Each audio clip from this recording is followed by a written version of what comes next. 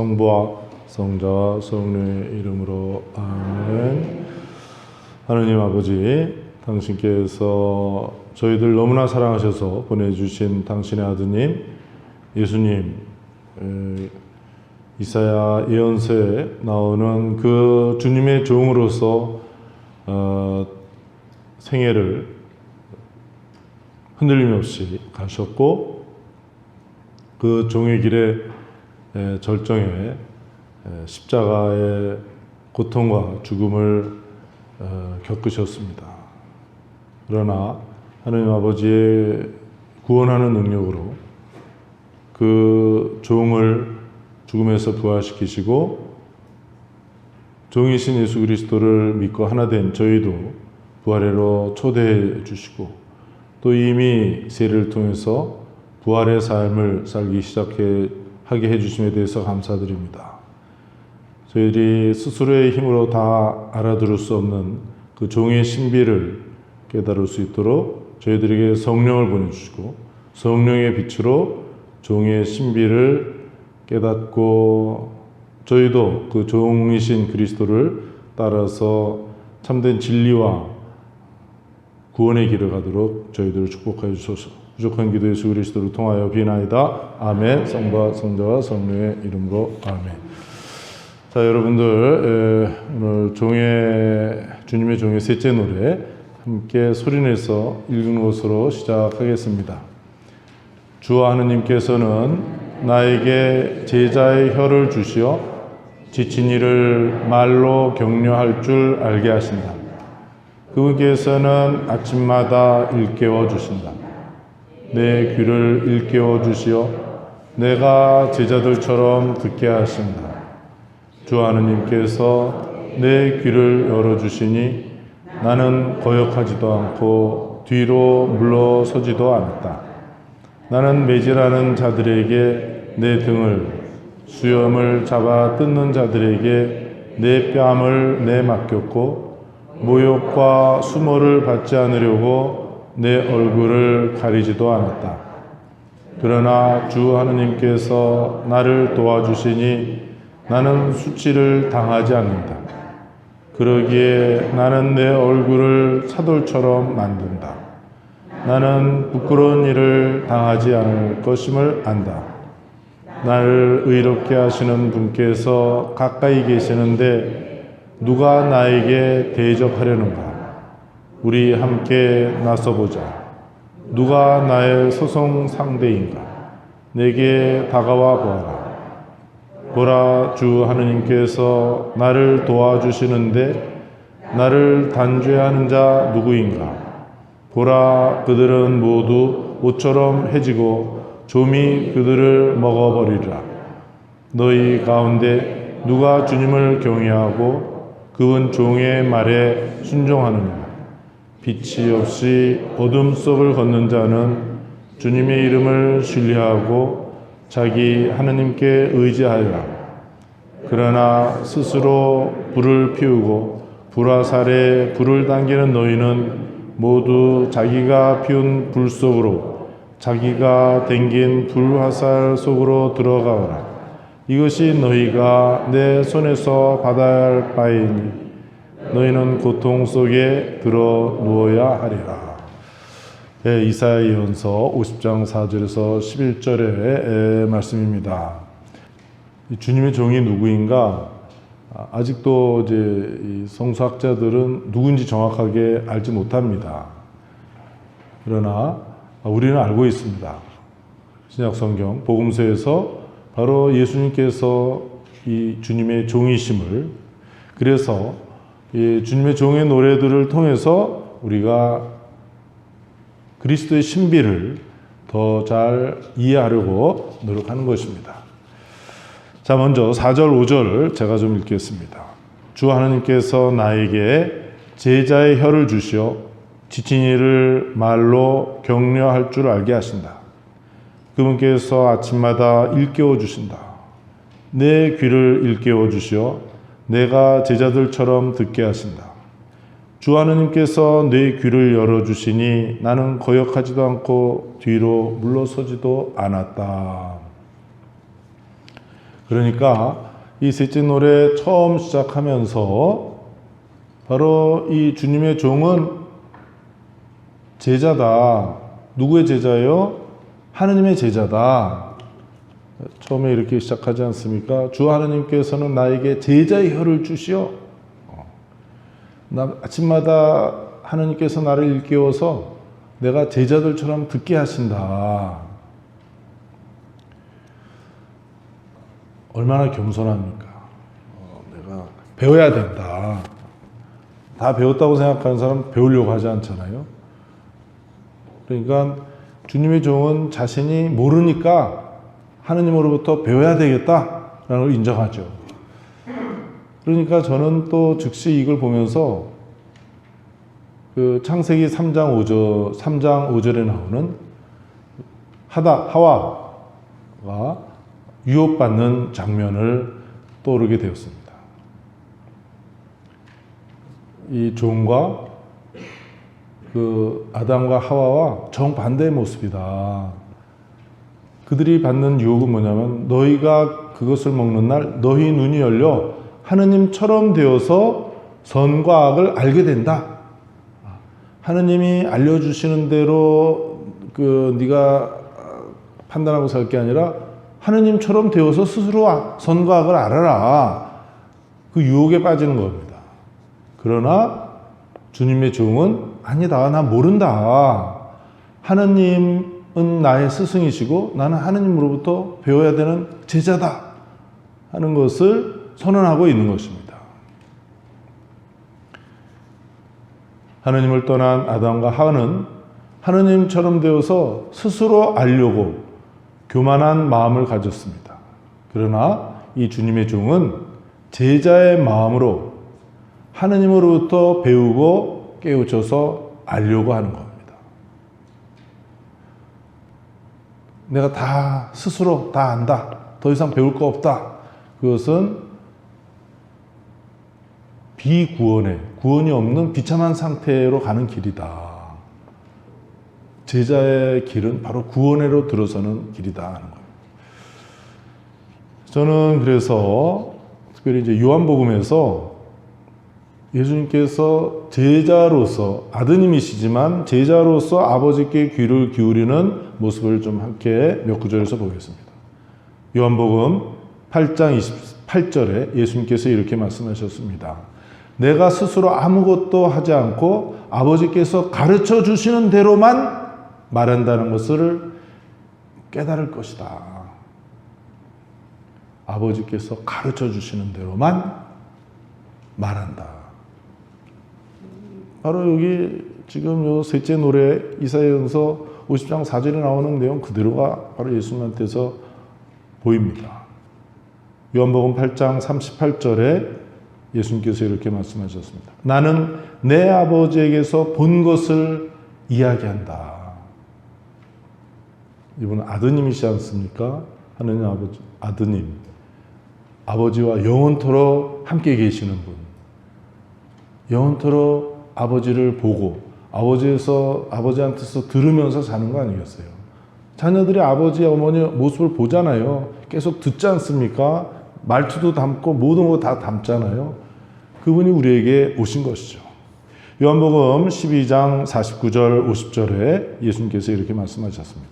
내가 스스로 말하지 않고 나를 보내신 아버지께서 무엇을 말하고 무엇을 이야기할 것인지 친히 나에게 명령하셨기 때문이다. 나는 그분의 명령이 영원한 생명임을 안다. 그래서 내가 하는 말은 아버지께서 나에게 말씀하신 그대로 하는 말이다. 요한복음 이렇게 천천히 읽으면은 아주 놀랍습니다. 이왕 데친 김에 5장 20절에도 이런 말씀이 나옵니다. 아버지께서는 아들을 사랑하시어 당신께서 하시는 모든 것을 아들에게 보여주신다. 그리고 앞으로 그보다 더 큰 일들을 아들에게 보여주시어 너희를 놀라게 하실 것이다. 7장 16절에 나의 가르침은 내 것이 아니라 나를 보내신 분의 것이다. 바로 예수님은 아버지 하느님의 아들이신데 이분은 종의 길을 가신 것이다. 이사야의 예언서에 나오는 그 종의 길, 그 종의 길을 가신 예수님, 그분은 자신이 하느님 아버지의 제자입니다, 내가 라고 선언하는 것이죠. 그리고 그 일생 동안 그렇게 사셨어요. 그래서 요한복음에 이렇게 명확하게 기록이 우리들에게 전해지지 않습니까? 제자는 계속 떠들면 안 되잖아요. 대답해. 그러면 대답해야 되는데 그냥 계속 떠들면 안 되잖아요. 가만히 있어야 되잖아요. 하느님의 제자도 언제 침묵을 지켜야 하는 줄을 알고 또 언제 말해야 하는지를 아는 사람이다. 예수님도 계속 떠들지 않으셨잖아요. 뭐 떠든다는 게 예수 말씀하시지 않으셨어요. 예수님 계속 활동하지 않으셨습니다. 나자렛에서 30년 동안 그냥 숨은 생활, 사람들 가운데 묻혀서 성경에 거의 전해지지 않지 않습니까? 그리고 또 이렇게 보면은 예수님 3년 동안 말씀하셨다는데 또 그렇게 많은 말씀을 또 하신 것도 아니에요. 그리고 조용히 산에 올라가셔서 산에 가셔서 아버지 하느님과 기도하시는 분이었어요. 원래 그런 분이었으니까. 그러나 처음부터 바리새이들, 율법학자들과 싸우지 않습니까? 오늘 복음에서도 안식일에 대해서 이렇게 말했으니 이 사람은 죽어야 된다 이렇게 얘기하지 않습니까? 사람들이 이제 예수님에 대해서 대단히 못마땅하게 여깁니다. 철저하게 침묵할 줄 아는 분이었고 또 철저하게 말할 줄 아는 분이었습니다. 좀 더 이렇게 좀 봅시다. 하느님의 말씀을 듣고 그리스도의 뒤를 따르는 우리들도 예수님의 제자로 부르심을 받은 사람들이다. 예수님께서 맨 처음에 하신 일이 뭐예요? 제자들을 부르시는 거예요. 제자들로 나를 따라라.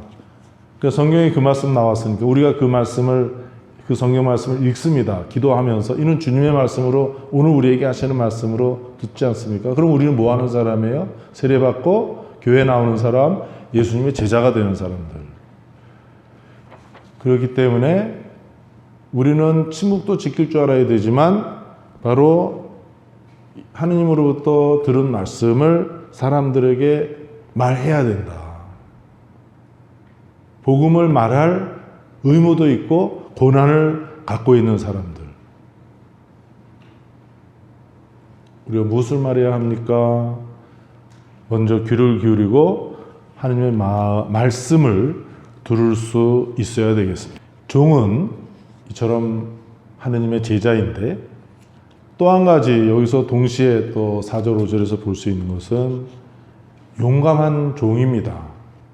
어떤 용감한 종이냐면 이 백성, 하느님 백성의 고통에 기꺼이 동참하는 그런 용감한 종이라는 것입니다. 왜 고통을 겪습니까? 여러 가지 형태의 고통을 겪죠.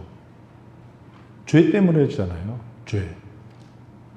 하느님에 대해서 마음의 문을 닫고 하느님께 등을 돌리고 또 사람에 대해서 마찬가지로 마음의 문을 닫고 사람에게 등을 돌리고 그러면서 남는 것은 죄와 죄의 결과인 죽음, 그 고통이죠. 종은 우리들에게 와서 우리를 구원해 주실 분인데 이제 죄로 말미암아 고통받는 그 백성의 고통을 함께 겪습니다. 그러면서 그 종은 고달프게 살면서 인생길에서 지친 사람들을 위로할 수 있게 되고 매일매일 고달프게 사는 사람을 격려할 줄 알게 되는 겁니다. 이 종이 이 백성의 고통에 동참하는 것, 이것은 사실 놀라운 일이 아니죠. 기꺼이 동참하고 그 고통을 같이 맛보면서 그러면서 이제 이 하느님의 백성을 고통으로부터 구출해내는 구원의 일을 하고 자기가 고통을 겪기 때문에 지친 위로할 줄 알고 또 고달프게 사는 사람을 격려할 수 있다. 자기가 겪어보지 않고 어떻게 다른 사람을 위로하고 구출해 줄 수 있겠습니까? 이 종의 모습을 보면서 이제 우리도 예수님이 그리스도의 종이신 그리스도의 제자들로서 나를 따라라 하는 그분의 뒤를 따르는 우리도 그 종을 본받아서 사람들의 고통을 함께 겪을 줄 알아야 되겠다. 그러니까 저도 내 고통도 고통이지만 남의 고통을 가까이 가면 나도 아프잖아요. 그러니까 외면하게 되죠. 자꾸 피하려고 그러고. 그러니까 그리스도 신자들, 영어로 크리스찬들이라고 하는데 종이신 그리스도를 뒤따르는 사람들, 영성체에서 표현하는 것처럼 그리스도와 하나 된 우리들이 그 종처럼 사람들의 고통을 함께 겪을 줄 알아야 되겠습니다. 그래야 우리도 용기를 갖고 참으로 용감한 사람이 될 수 있는 것이다. 그래서 이 대목에서 가만 보니까 우리 성령 7은 중에 하나가 용기 아닙니까? 그 용기가 뭐가 용기냐? 바로 이 용기다. 내가 고통을 기꺼이 이 백성들과 함께 고통을 겪으면서 그러면서 이 사람들을 위로하고 격려할 줄 알게 되는 그게 참 용기 아니냐. 우리가 교회 공동체 안에서 우리가 서로 자꾸 사람들을 만납니다. 근데 이제 자꾸 사람들 만나면 피곤하니까 안 만나려고 그래요. 이거나 혼자 성당만 왔다 갔다 하지. 막 그런 유혹이 생겨요.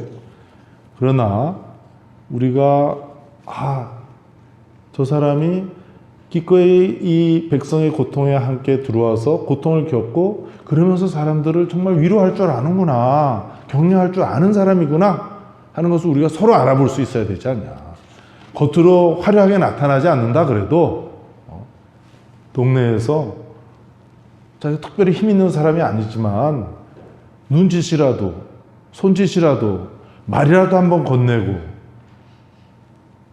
잠깐이라도 한번 얼굴이라도 좀 내밀고 그러면서 다 고통받는 사람은 우리 주위에 얼마나 많이 있습니까?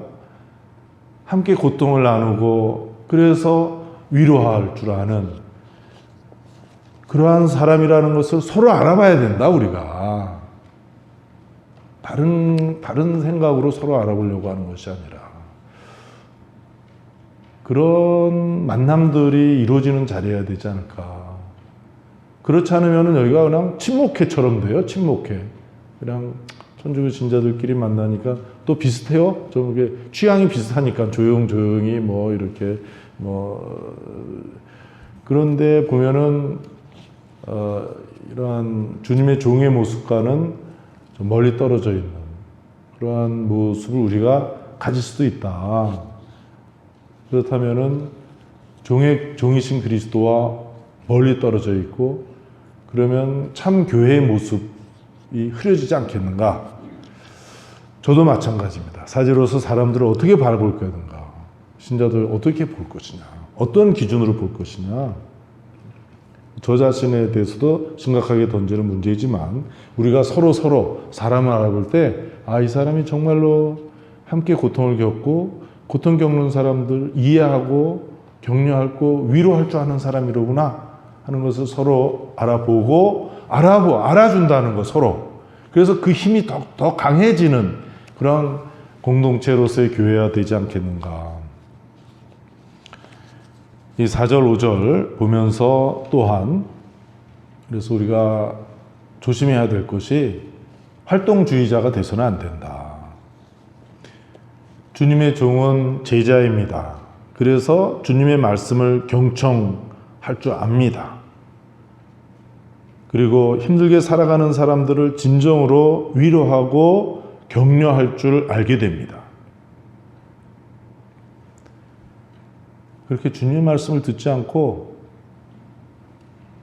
그러면서 성당 안에서 활동하고 또 신부로서도 마찬가지예요.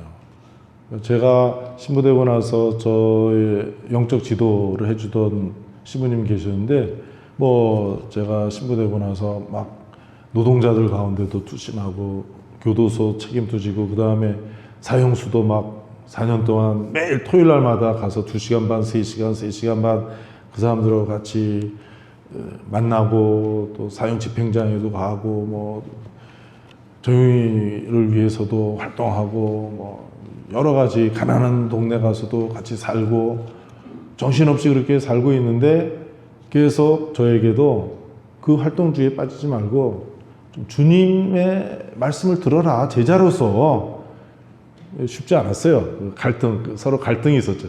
저를 지도해 주는 분하고. 이제 그러한 주님의 말씀을 듣지 않으면은 신부도 보면 교구 안에서 분란을 일으켜요. 보면은 계속 뭔가 좋은 일을 한다 그러면서 상당히 다른 신부들 또 주교님들, 추기경님은 굉장히 불편하게 하지 않냐. 자, 이제 여러분은 신부가 아니니까 신자로서도 마찬가지입니다. 우리의 기준, 어떻게 성당 다녀야 되냐, 어떻게 신앙생활을 해야 되냐, 바로 이 종의 모습을 마음에 새겨야 된다. 그래서 제가 항상 신자들 보면서 걱정하는 사람들이 있어요. 걱정돼요. 어떤 경우에. 이 사람이 정말 언제 하느님 말씀을 듣는가. 모르죠, 제가. 뭐, 이렇게 우리 골방에 가서 기도해야 되고, 사람들 앞에서 내가 성경이 있습니다. 이렇게 하면 안 되니까 알 수가 없는데, 걱정은 하죠, 제가. 이제 사제 개인의 문제가 아니고, 세례받은 그런 신자 누구 몇 사람 문제가 아니라, 정말 이 교회가 또 이 본당이 또 우리가 활동하는 단체가 또 우리 구역 소공동체 많이 하고 있는데 그 우리가 기본적으로서 정말 주님의 종의 자세를 취하고 있는가. 이사야 연설을 펼쳐보니까 주님의 종이 여기 나오네. 그런데 그게 아니라 우리 그리스도 신자들을 바라보면서 이 교회를 바라보면서 또 소공동체, 구역, 또 단체가 모여서 사람들이 하는 걸 보면서 저게 정말 주님의 종의 모습이 오늘도 계속되고 있네? 라고 말을 들을 수 있어야 된다. 그러기 위해서는 우리가 제자가 되어야 된다. 주님의 말씀을 귀담아 들으려고 끊임없이 노력해야 되겠습니다. 그래서 저는 이 대목을 보니까 신약성경 루카복음 10장 38절 39절에 그 예수님을 맞이하던 그 자매 마르타와 마리아 이야기가 당연히 떠오르죠. 마르타는 활발한 성격인데 보니까 요한복음에서도 예수님이 오신다 그러니까 저기 오빠가 죽었다고 그래서 마리아는 또 가만히 있는데 마르타는 막 또 예수님한테 달려가요. 그 성격이 이제 전혀 다른데 언니는 예수님을 맞이해서 뭐 음식이라도 대접해야 되고 뭐 여러 가지 분주하게 하는데 마리아 동생이 예수님 발치에만 가만히 앉아 있으니까 얼마나 믿게 보이겠습니까? 성경은 이렇게 기록하고 있어요. 마리아는 주님의 발치에 앉아 그분의 말씀을 듣고 있었다. 그리고 불평하는 마르타에게 마르타야 너는 많은 일을 염려하고 걱정하는구나. 그러나 필요한 것은 한 가지뿐이다. 마리아는 좋은 몫을 선택하였다. 그리고 그것을 빼앗기지 않을 것이다. 우리가 이 사순절을 지내면서 바로 이 점을 마음에 새겨야 되겠습니다. 주님의 말씀을 귀담아 듣고 주님의 말씀을 마음 깊이 새기는 그 주님의 종이 이제 주님의 말씀에 거역하지도 않고 뒤로 물러서지 않을 수 있다. 그렇지 않으면은 그냥 자기 생각에 따라서 움직이는 거고 핏대 올리고 주장하고 그러다 보니까 다른 사람들하고 대립하고 다른 사람들 힘들어하고 또 자기 자신도 이 사람 누구야? 나는 누구야? 내가 그리스도의 신자야? 그리스도의 제자야? 주님을 닮은 종이야? 자기 정체성도 흔들리죠. 6절, 7절의 말씀을 제가 좀 읽겠습니다. 나는 매질하는 자들에게 내 등을, 수염을 잡아 뜯는 자들에게 내 뺨을 내맡겼고 모욕과 수모를 받지 않으려고 내 얼굴을 가리지도 않았다. 그러나 주 하나님께서 나를 도와주시니 나는 수치를 당하지 않는다. 그러기에 나는 내 얼굴을 차돌처럼 맞는다. 나는 부끄러운 일을 당하지 않을 것이다. 그런데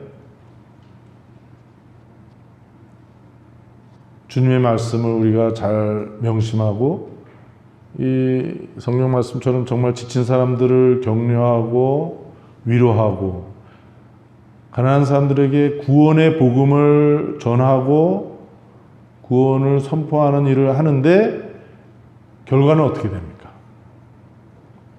사람들로부터 거부당하고 또 박해도 받고 그렇지 않습니까?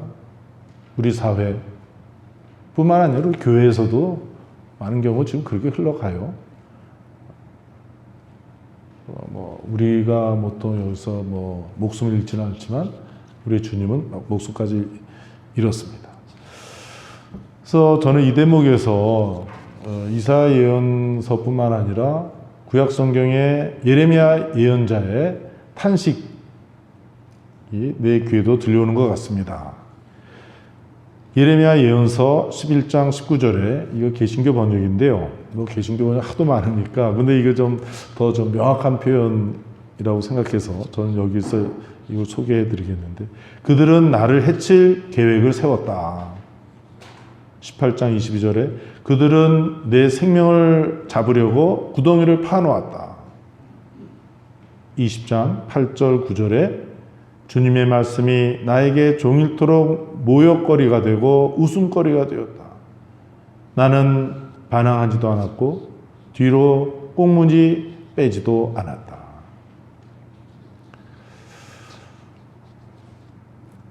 여기서 이제 우리 신약으로 좀 돌아왔으면 좋을 것 같아요.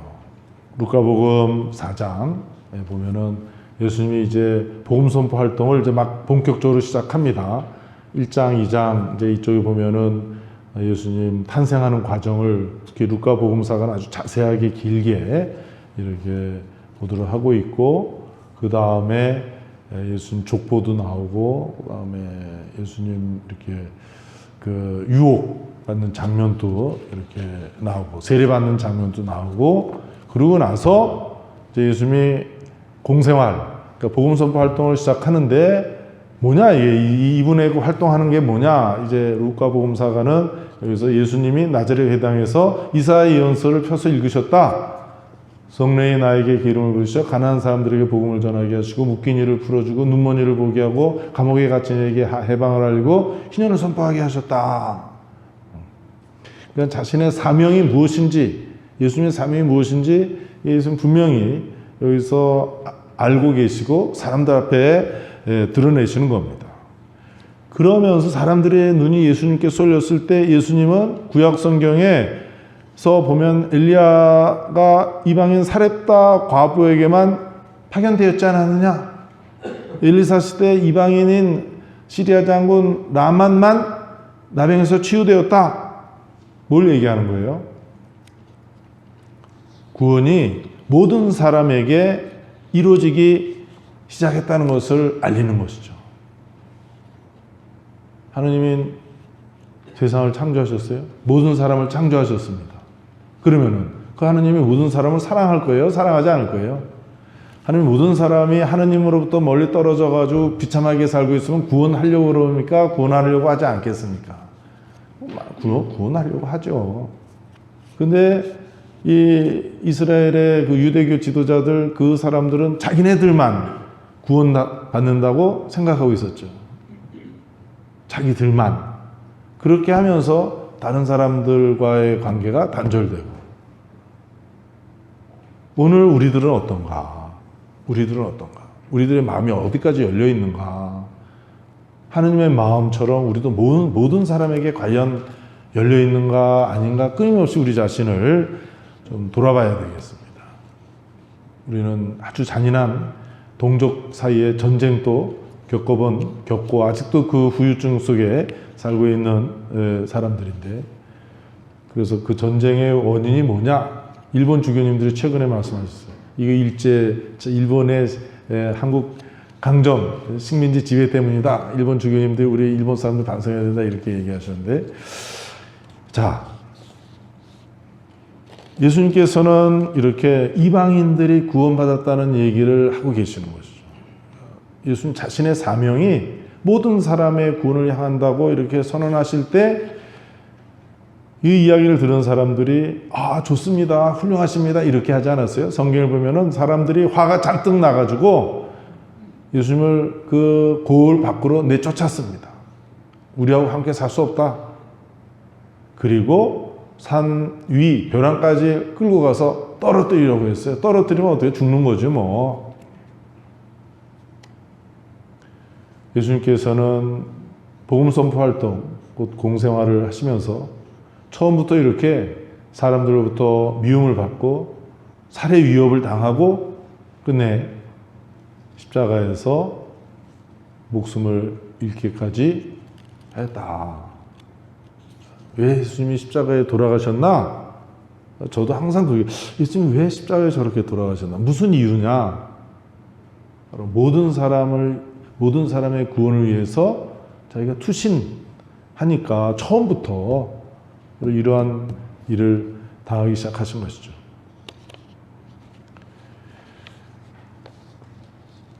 여기서 이제 또 한 가지 생각해 볼 것은 나는 매질하는 자들에게 내 등을 내맡기고 수염을 잡아 뜯는 자들에게 내 뺨을 내맡기고 모욕과 수모를 받지 않으려고 내 얼굴을 가리지도 않았다. 그렇게 고통을 이렇게 당하고 있는 것인데 그래도 늠름하지 않습니까? 이렇게 쭉 바뀌면서도 뭐 거기서 막 비굴하게 굴지 않잖아요. 맞아도 떳떳하게 이렇게 막 이렇게 하니까 때리는 놈이 왜 겁나지 않습니까? 이게 그럴 때 이제 더 화나지 이제 막 그러니까 더 때리고 뭐 이제 그럴 때도 있는데 그렇게 매를 맞고 모욕과 수모를 당하면 가만히 있지 않을 텐데 예수님께서는 꿈쩍도 하지 않으셨습니다. 순환기 복음서에 보면은 아무 말씀도 안 하시잖아요. 그냥 가만히 의연하게 계시지 않습니까? 그것은 뭐냐? 죄를 이미 이겨내셨다는 것이다. 죄로 말미암은 폭력, 증오, 그러면서 사람을 죽이기까지 하는데 그 죄가 그렇게 사람을 죽이기까지 하는데도 그러나 이러한 태도로 바로 죄를 이겨냈다는 것을 표현하고 있습니다. 그렇기 때문에 죽음 앞에서 용기를 갖고 변함없는 자세를 지킬 수가 있었습니다.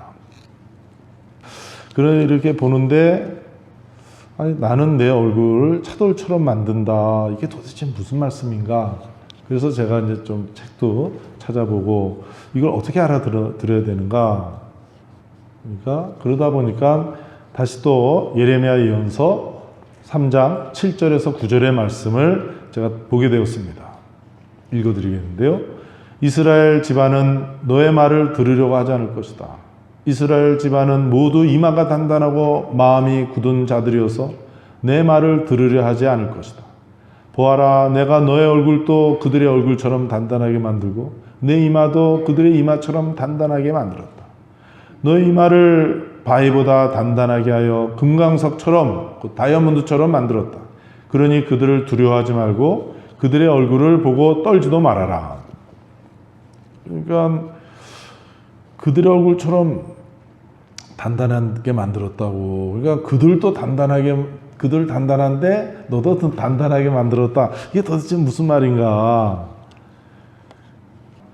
완고한 사람들, 하느님의 말씀을 받아들이지 않고 하느님의 말씀을 믿지 않는 그 완고한 사람들, 그 단단한 마음을 가진 사람들과 달리 바로 금강석처럼, 다이아몬드처럼 이 세상에 가장 강한 거 아니에요.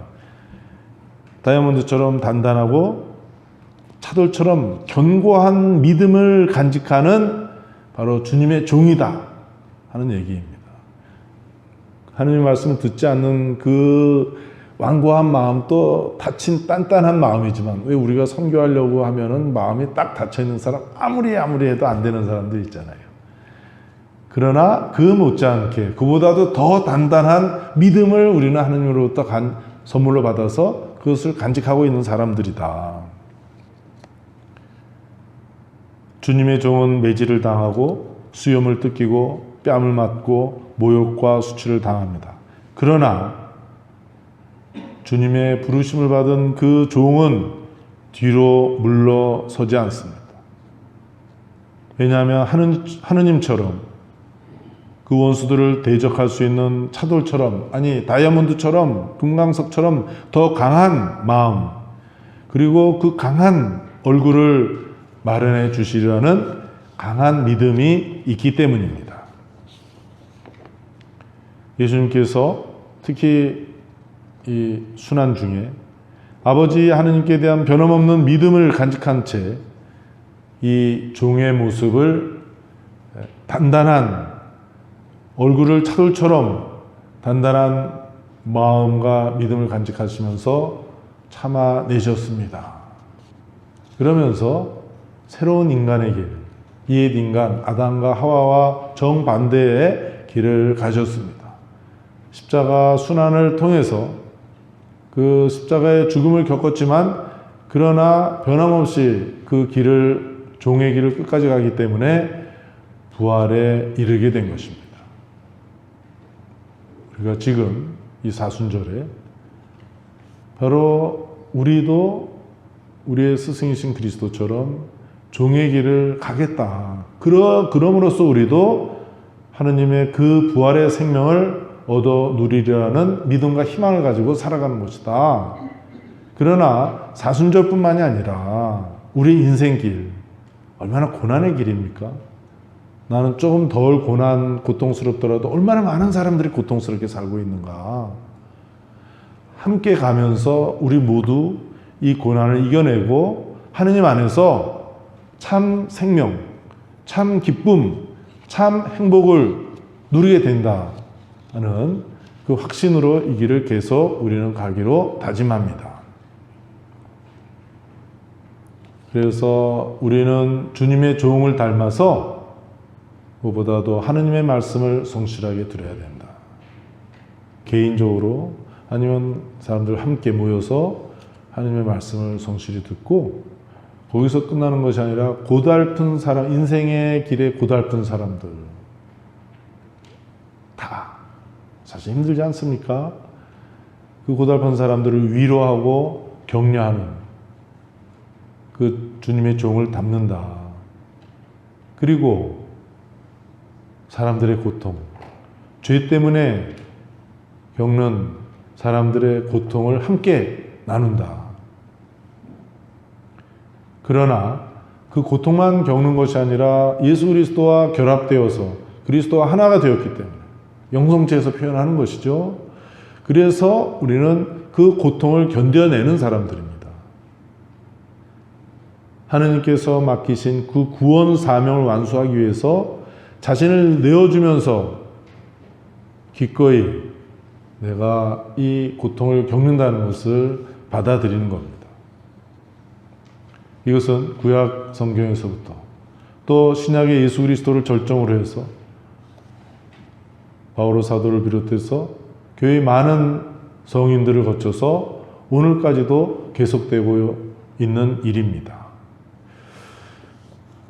여기서 마태복음 5장 11절 12절에 나오는 참된 행복 마지막 말씀을 우리가 함께 들어보겠습니다. 사람들이 나 때문에 너희를 모욕하고 박해하며 너희를 거슬러 거짓으로 온갖 사악한 말을 하면 너희는 행복하다. 기뻐하고 즐거워하여라. 너희가 하늘에서 받을 상이 크다. 사실 너희에 앞서 예언자들도 그렇게 박해를 받았다. 이 주님의 참된 행복의 마지막 말씀도 이사야 예언서에 나오는 주님의 종을 잘 이해하고 예레미야 예언서와 함께 이해하고 그러면서 예수님의 생애를 볼 때 바로 예수님은 이 참 행복을 살아가신 분이시다 하는 것을 엿볼 수 있습니다. 또한 여기서 우리는 기도하는 종을 보고 배울 수 있겠습니다. 이 구절들에 보면은 그 종은 확신, 갖고 있습니다. 물론 두려움, 불안이 없지 않죠. 다 표현하고 있어요. 표현하고 그 안에 고통을 알고 있지만, 그 두려워하지만 그러나 확신을 갖고 있는 것을 엿볼 수 있습니다. 그리고 이 모습은 예수님, 특별히 겟세마니 동산에서 기도하시던 예수님 안에서 이제 완전히 그 모습을 드러냈죠. 제자들, 특별히 아끼는 제자들과 함께 당신의 순환을 앞두고 기도하러 가셨어요. 제자들 계속 잠을 잡니다. 그때 예수님께서 벌써 알잖아요. 자기가 지금 뭐 운수 대통인지 아니면은 사람들이 나를 붙잡으러 와서 그냥 뭐 어디 가서 구류 며칠 살게 하려고 나를 붙잡으러 오는 게 아니라 나를 죽이려 하고 온다는 것 알 수 있지 않습니까? 그런 가운데 아버지 이 잔을 저에게서 거두어 주소서. 그래서 피땀 흘리지 않습니까? 진땀이 난다 그러잖아요. 얼마나 지독하면 피땀을 흘렸겠습니까? 그 죽음 앞에서 그럴 수 있잖아요. 그 두려움 속에서, 그 불안함 속에서. 그러면서 그러나 하나님에 대한 깊은 신뢰심, 확신, 그래서 기도하시죠. 그러나 제 뜻대로 마시고 아버지 뜻대로 하십시오. 그리고 이거는 흔들림이 없이 예수님 맨 마지막에 뭐라고 하고 돌아가셨어요? 다 이루었다. 뭘 다 이루었어요? 하나님 아버지의 뜻을 다 이루었다. 불안하면서, 두려워하면서도 갈등 속에서 끝까지 가셨습니다. 이 예수님께서 종으로서 가신 길, 그러면서 하신 기도, 우리도 종의 뒤를 따라가 종이신 그리스도를 따라가야 하는 사람으로서 바로 그분이 하신 기도를 우리도 본받아서 기도할 줄 알아야 되겠다. 8절, 9절로 보면은 나를 의롭다 하시는 분께서 가까이 계시는데 누가 나에게 대적하려는가? 우리 함께 나서보자. 누가 나의 소송 상대인가? 내게 다가와 보아라. 보라, 주 하나님께서 나를 도와주시는데 나를 단죄하는 자 누구인가? 보라, 그들은 모두 옷처럼 해지고 좀이 그들을 먹어버리라. 옷이 해지고 좀이 그들을 먹어버리라. 그 원수들을 향해서 저를 비참하게 된다.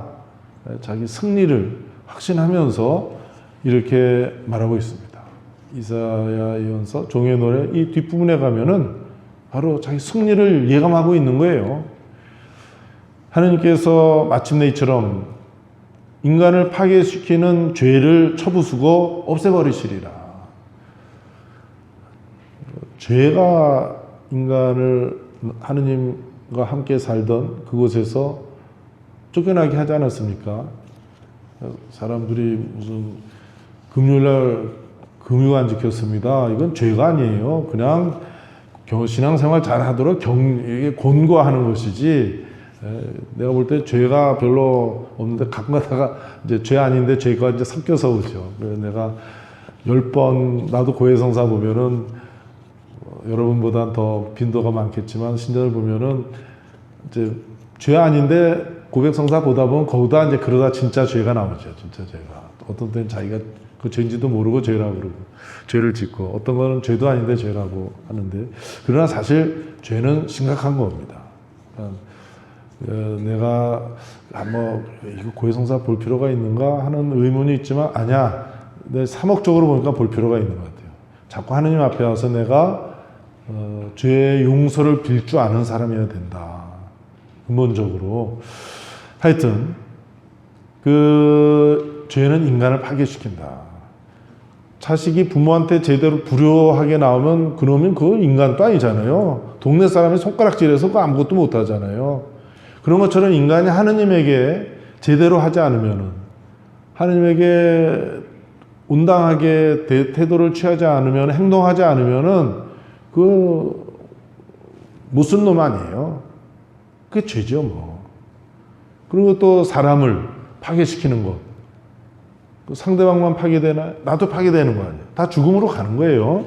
그런데 하느님께서 죄를 쳐 부수시고 없애버리신다는 겁니다.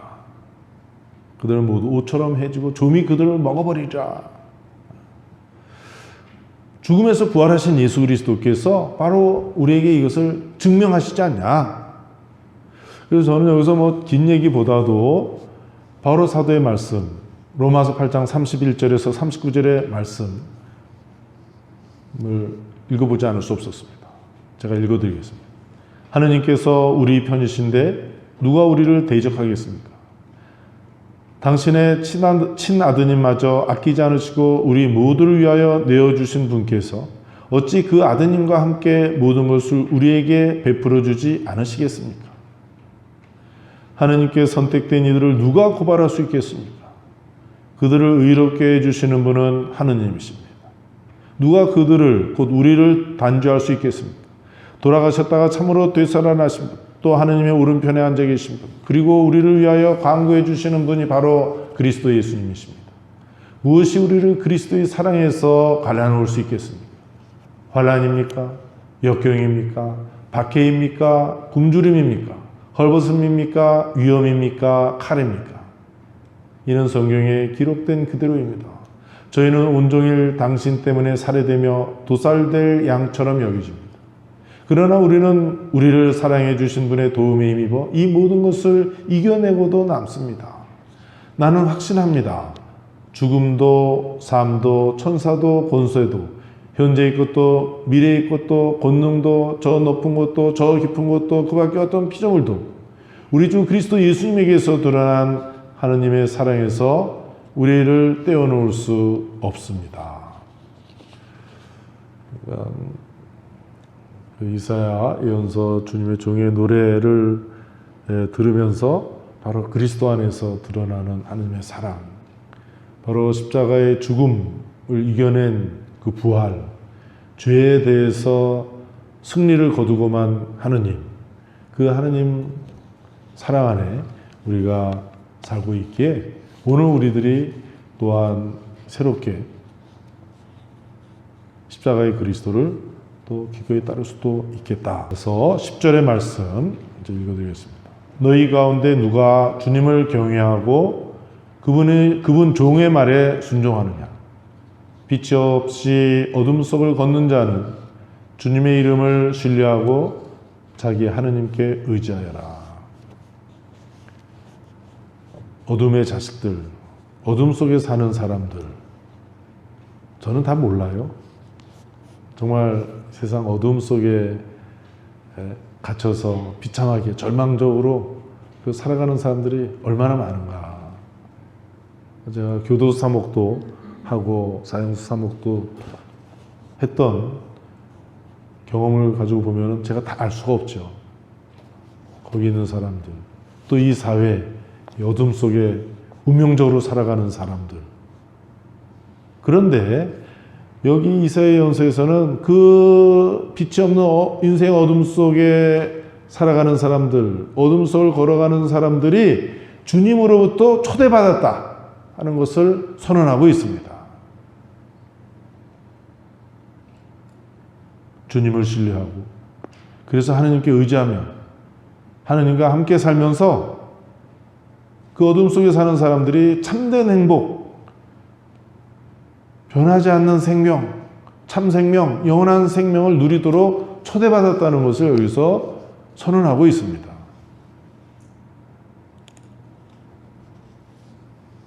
우리 모두가 부자가 되려고 애를 쓰고 몸부림치고 있습니다. 그런데 가난한 사람들은 누구입니까? 어떤 사람들입니까? 부끄러운 사람들입니까?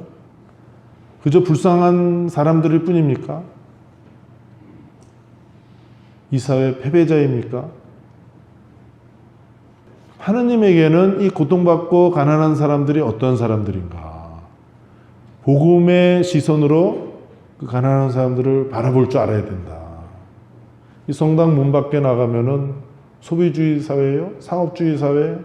소비할 능력이 있는 사람, 그런 사람을 사람들은 떠받치고 살아가는데, 그렇지 않으면 무시당하는데, 성당에, 교회에서도 우리가 그렇게 해야 되냐?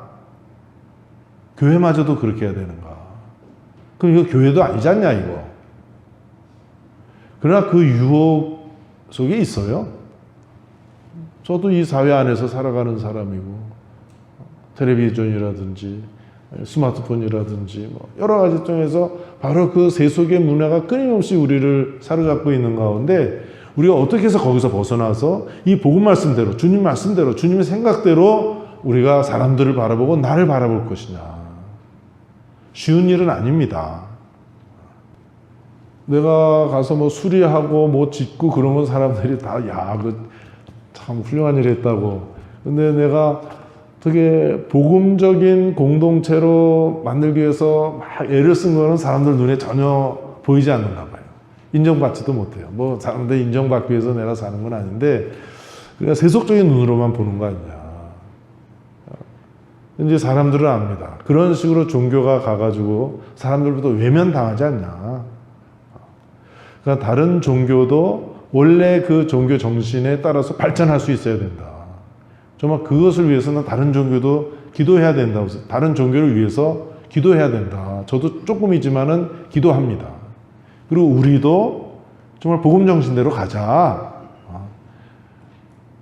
천주교회 아니에요. 천주님의 교회, 하느님의 교회. 어떤 하느님이에요? 이 주님의 종에 나오는 그 주님의 교회 아니냐. 그 정신대로 살아가야 되지 않냐. 그 주님은, 그 하느님은 가난한 사람을 어떻게 여기는가.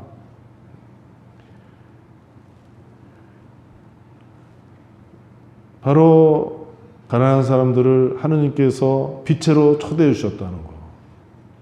그래서 가난한 사람들, 고통받는 사람들도 하느님을 신뢰하도록, 하느님께 의지하고 하느님과 함께 살 줄 알도록 우리가 도와야 되는 거 아니냐.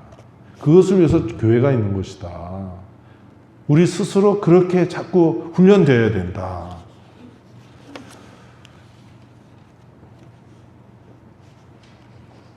그런 여기서 종의 확신, 하느님에 대한 확신, 하느님께서 모든 사람을 구원하시려고 한다는 하느님의 뜻에 대한 확신, 그러나 자기 자신의 나약함 있지 않습니까? 제가 이렇게 막 설교하지만은 저 자신의 나약함, 저 자신의 한계, 저 자신의 모순, 저 자신의 이중성, 저 자신의 부조리, 저에게도 있어요. 그걸 어떻게 해야 되는가? 사실은 마음속에서는 야반 도주하고 싶은 마음이 많이 생겨요, 그냥. 근데 어디 갈 데가 없어가지고 내가 참. 우리 부모님 살아있을 땐 절대 오지 말라고 그러고, 이제는 가면 못 오니까 하늘나라에 다 가셨으니까 또 갈 때는 가더라도 좀 여기 좀 더 있다가 가야 되니까 또 좀 안 되고. 그래서 이런데, 그러니까 신자들은 또 이렇게 열심히 하다가 자기 한계를 느끼고 또 포기해요.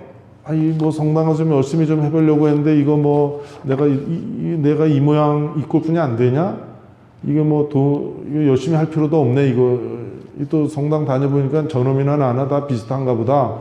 뭐 할 필요 없는 거 아닌가 하는 그러한 포기하고 싶은 이 종의 길, 하느님의 길을 가는 것을 포기하고 싶은 그런 유혹을 우리가 끊임없이 받습니다. 그러나 이 종은 하느님의 믿음으로, 하느님에 대한 믿음으로 종의 길, 자신의 길을 끝까지 갑니다. 여기서 고린도 1서 1장 25절에 나오는 바오로 사도의 말씀, 하느님의 힘이 사람의 눈에 약하게 보이지만 사람의 힘보다 강하다. 내 나약함, 내 한계, 내 잘못, 내 죄, 내 모순, 이중성, 이것보다 하느님의 힘이 더 강하다. 내가 하느님의 힘을 믿고 끝까지 가는 것이다.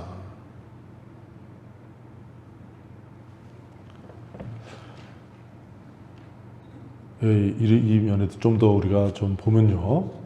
시편 22편 8절에서 당신이 하느님의 마음에 들었다면 왜 하느님께서 당신을 도와주시지 않는가? 우리도 같은 의문을 갖습니다. 그러나 하느님께서는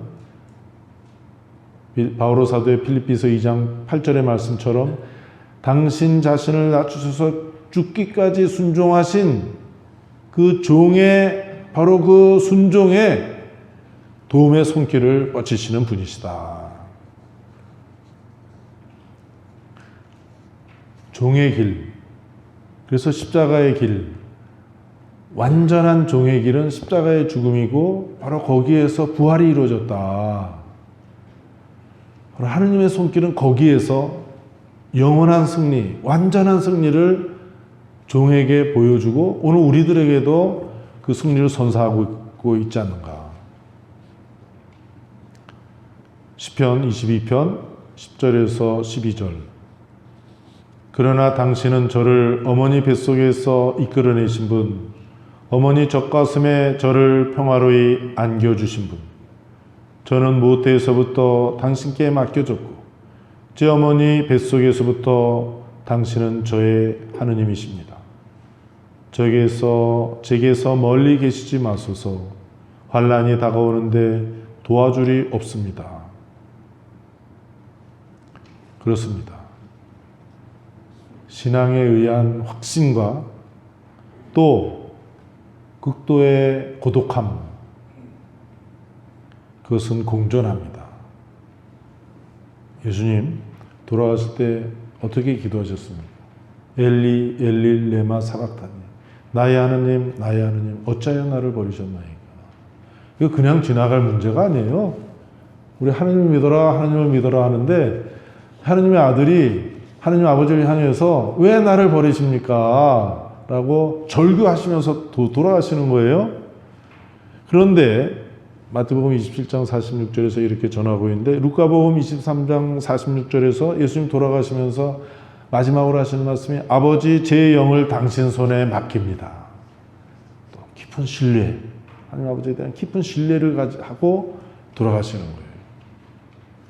두 가지를 다 갖고 우리가 살아가는 사람들이다. 우리의 스승이신 예수님, 완전한 종의 길을 가신 분도 끝까지 이 두 가지를 가지고 고뇌하고 갈등하면서 사시다가 활동하시다 이렇게 돌아가셨다. 바로 이 속에, 이 신뢰, 이 고통 속에서 미래에 대한 희망도 보입니다. 시편 22편 계속 우리가 보는데 26절에서부터 28절에 이와 같은 말씀이 나옵니다. 큰 모임에서 드리는 나의 찬양도 그분에게서 오는 것이니 그분을 경외하는 이들 앞에서 나의 서원을 채우리라. 가난한 이들은 배불리 먹고 그분을 찾는 이들은 주님을 찬양하리라. 너의 마음 길이 살리라. 세상 끝이 모두 생각을 돌이켜 주님께 돌아오고 민족들의 모든 가문이 그분 앞에 경배하리니 주님께 왕권이 있고 민족들의 지배자이시기 때문이다. 그러므로 분명히 이 종의 죽음은 결코 헛된 것이 아니며 이 죽음이 맺는 열매는 영원하고 모든 일을 위한 풍성한 결실을 맺게 된다. 그래서 우리도 여기 와 있잖아요. 세례받고 하나님의 아들, 하나님의 딸이 되어서 이미 부활의 길을 우리도 가고 있지 않습니까? 물론 끊임없이 우리가 예수님의 십자가를 뒤따라야 되지만 주님을 두려워하고 주님의 종의 목소리에 귀를 기울이는 겸손한 사람들에게 하느님께서는 구원을 약속하십니다. 그러나 하느님을 모독하는 자들에게는 심판을 내리리라는 소식을 분명하게 알려주고 있습니다. 그래서 주님의 종의 길을 함께 하지 않으면 벌을 받으리라. 즉 모든 사람이 하느님의 구원에 초대되었음을 받아들이지 않고 다른 사람들에 대해서 마음의 문을 닫고 그래서 하느님에 대한 믿음이 없이 하느님께 대해서 문을 닫으면 마음의 문을 닫으면 하느님으로부터 벌을 받으리라. 하느님이 벌을 내리겠어요? 자기가 문을 닫았으니까 주는 복도 못 받고 있는 것이지. 그래서 11절의 말씀을 들으면서 오늘 이 저녁 특강을 마치겠습니다. 그러나 스스로 불을 피우고 불화살에 불을 당기는 너희는 모두 자기가 피운 불 속으로 자기가 댕긴 불화살 속으로 들어가거라. 이것이 너희가 내 손에서 받아야 할 바이니 너희는 고통 속에 들어 누워야 하리라.